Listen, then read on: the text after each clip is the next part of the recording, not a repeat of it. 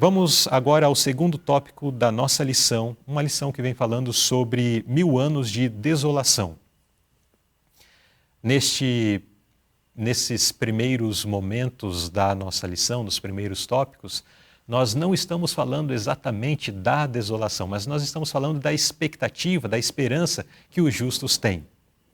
Nesse segundo tópico, nós vamos estudar sobre a ressurreição dos justos e vamos ver alguns detalhes de como isso de fato acontecerá. Primeira pergunta: que diferenças caracterizam os justos quando ressuscitam na vinda de Cristo no início do milênio? A diferença, irmão Luzilei, queridos amigos e irmãos, é que os justos aqui nesta terra tiveram que enfrentar grandes provas, dificuldades, padeceram fome, padeceram sede, padeceram aflições, né? Enfermidades, muitas provações, dificuldades. Mas quando eles ressuscitam já com um corpo incorruptível, imortal, né? E isso é algo maravilhoso que deve nos animar. Uhum.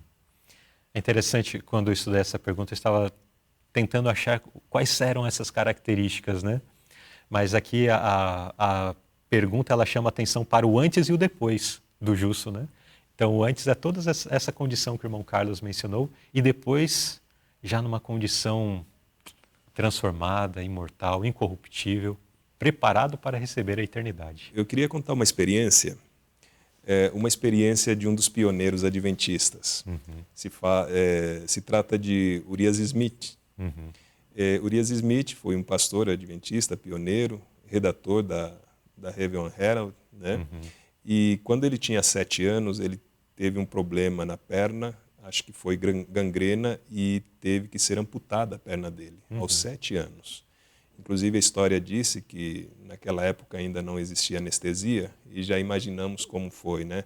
Diz que esse corte da perna pelo médico daquela época foi na mesma mesa onde que a pobre família, sua irmã e sua mãe, tomavam as refeições na casa, né? Uhum. E ele mesmo depois, com o passar do tempo, criou uma prótese. Uhum. E ele a usava, até seus últimos dias, usava uma prótese. E depois de muitos anos, ele já era redator na Casa Publicadora Adventista e saiu da sua casa, que era mais ou menos próxima à Casa Publicadora, com um texto em mente para escrever um artigo para a revista. E foi muito concentrado, bem de manhã, para o seu escritório, e quando chegou nas dependências da Casa Publicadora, ele não reparou que o jardineiro estava fazendo seus trabalhos no lado de fora. E esse jardineiro também tinha uma perna amputada, né? Só que o jardineiro reparou que o irmão Urias Smith nem sequer o cumprimentou. E ele ficou muito magoado por isso. Uhum. O jardineiro ficou muito magoado por isso. E conta a história, para resumir, no sábado seguinte, eles frequentavam a mesma igreja e tinham Santa Ceia. Uhum. E no momento da reconciliação, esse jardineiro abriu seu coração para Urias Smith, e ambos se reconciliaram e decidiram lavar-se os pés um ao outro. Uhum. E o lavamento de pés de um do outro foi um pé só, de cada um. Mas enquanto se lavavam os pés, falavam daquele glorioso momento quando ressuscitariam com o corpo completo para saltar como bezerros na estrebaria. Olha só que experiência, né? Então, e aí nós somaríamos, o irmão mencionou a experiência de Urias Smith e também do jardineiro, né, que tinha ali a falta de um membro, mas aí se somam pais que perderam seus filhos Sim. pequeninos, né? Às vezes aquela mãe tem uma gestação tão que gera aquela expectativa tão grande de ter o seu bebezinho no colo e de repente por alguma razão ou perde logo ali nos primeiros dias, meses ou primeiros anos, e aquilo a abate tanto. Querida mãe, querido pai, você tem a esperança de rever o seu querido filho. Assim como todas as questões que nós podemos pensar, que o pecado nos atacou, que o pecado tirou, na volta de Cristo, tudo será recomposto. Deus dará, né, a saúde, o membro, de repente a audição para alguém, a visão para outro, a fala para outro, Vamos o ler. filho, o ente querido. A mesma palavra que criou o mundo, os mundos, o nosso planeta, que criou os animais e o próprio ser humano, é a mesma que chamará a ressurreição. Então, tem poder suficiente para trazer uma vida plena, saúde completa e, obviamente, a imortalidade. Muito bem. Vamos agora à pergunta B. Recapitule o modo como Cristo volta para os que o amam. Como que a palavra de Deus descreve, então, aqui o modo, a forma como Cristo vem? Já estudamos anteriormente que a volta de Jesus não será de forma, como dizem alguns, espiritual, que só alguns o verão.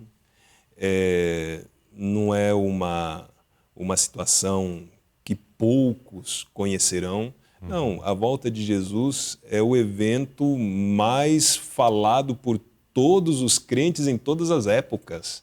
É o evento mais esperado não só pelos crentes aqui na terra, mas pelo céu, né?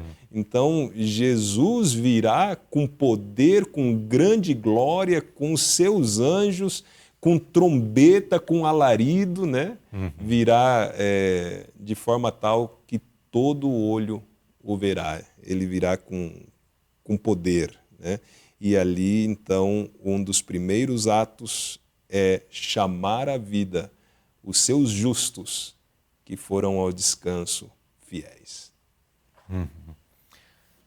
Será um evento maravilhoso, um evento que todos nós aguardamos. Na verdade, a palavra de Deus, até quando faz menção lá no livro de Judas acerca de Enoque, que viveu ainda antes do dilúvio, já faz menção dele como alguém que aguardava a segunda vinda de Cristo.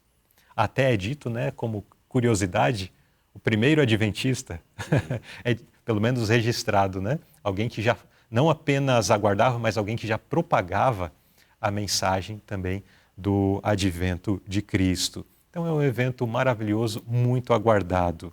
É o evento que todos nós devemos almejar. Assim como mencionamos na lição que enfatizou mais a questão da volta de Cristo, há 2 lições atrás, aqui eu quero encerrar esse tópico trazendo essa ênfase também. É um evento maravilhoso, é um evento extraordinário, mas quanto tempo nós temos dedicado por dia para lembrar desse evento? Passando a lição numa igreja recentemente, fiz menção para a congregação. Irmãos, quando foi a última vez que você parou um tempo para refletir sobre a vinda de Cristo? Antes do estudo da lição, porque quando a gente estuda a lição a gente começa a pensar sobre isso, né? Mas antes de estudar essa lição, quanto tempo fazia que você tinha refletido sobre a vinda de Cristo? E refletido de tal forma que isso lhe trouxe alegria? Talvez se passam dias, semanas, meses, muito tempo, sem que de fato pensemos na vinda de Cristo. Mas quero fechar esse tópico incentivando-os para que todos os dias meditemos acerca da vida e ministério de Jesus, o seu grande amor em morrer em nosso lugar e também para refletirmos sobre a breve volta de Jesus, pois ele muito em breve voltará para buscar os seus e que nós estejamos entre estes que ele levará para o reino eterno. Amém.